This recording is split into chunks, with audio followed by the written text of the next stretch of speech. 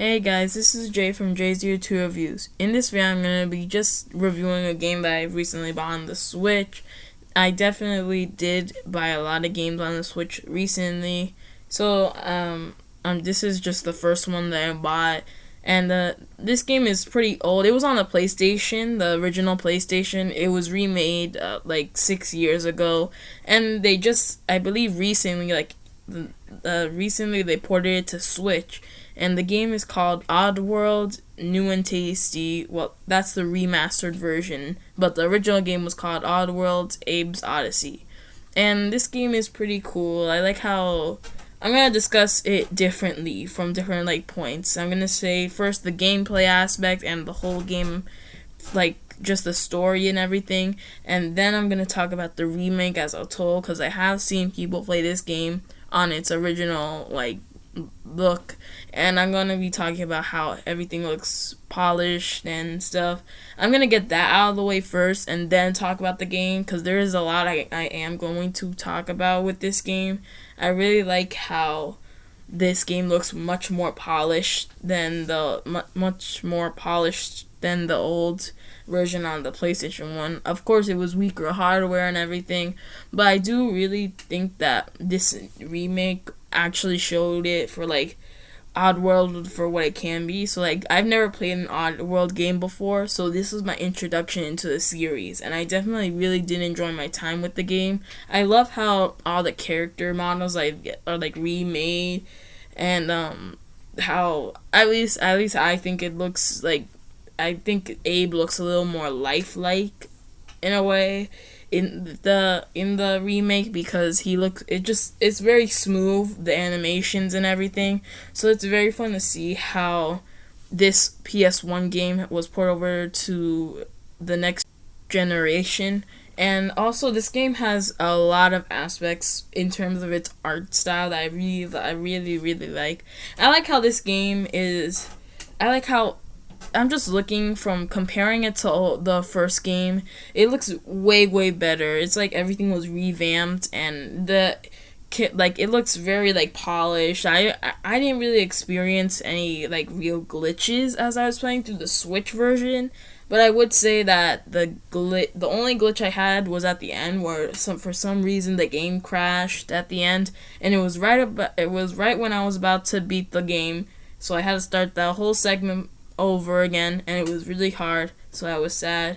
But I did eventually beat the game, trying to get the good ending, thinking you only had to save 50 Mudokons. Now Mudokons are Abe's sort of race, and you save them from a evil factory worker, evil company that's trying to sell meat. And the main premise of the game is that you try to save your people after you realize that the new food on the menu that this company is making, it's a meat processing plant, and the new type of meat that they're making is your people. And it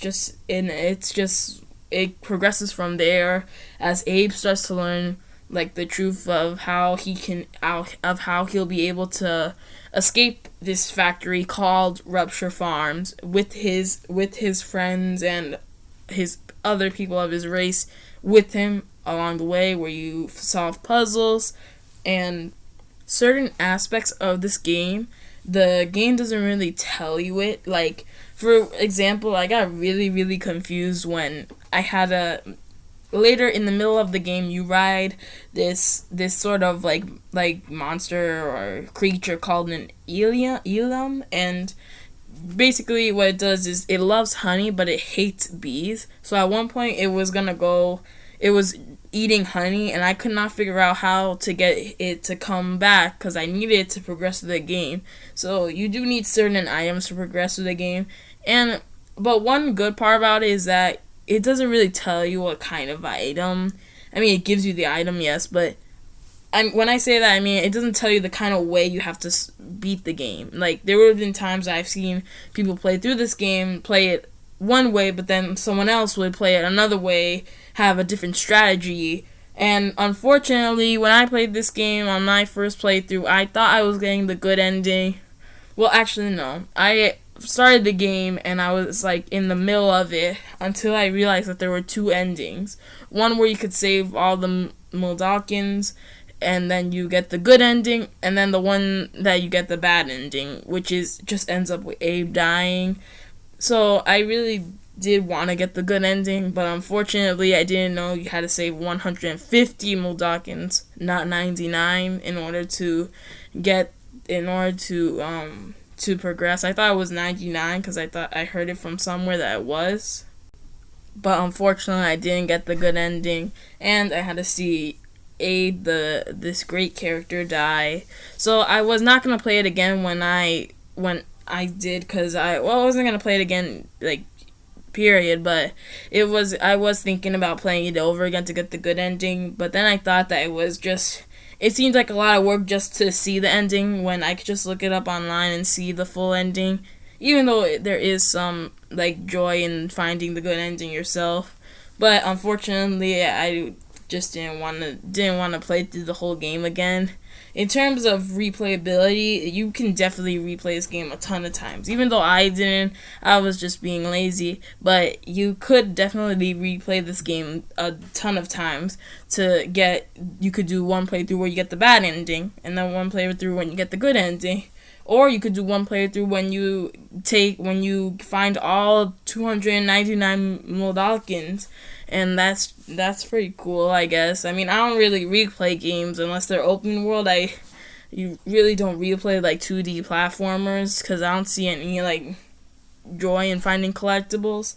But in this case, the Mudokons are kind of like collectibles because you need them in order to get the good ending. So definitely, if you do find all of them, it's sort of like a completion bonus, and that's something I really like. You get a separate ending, so I really do like how that happened. And another thing that I really do like about this game is that just the premise of it, on how you're stopping an evil factory from killing your race and basically taking down everything that you thought was good, that now it's now something you're trying to escape, something you've been working at for so long, because Abe has been working at Rupture Farms, that's the name of the company factory, for a long time. And then seeing how then it becomes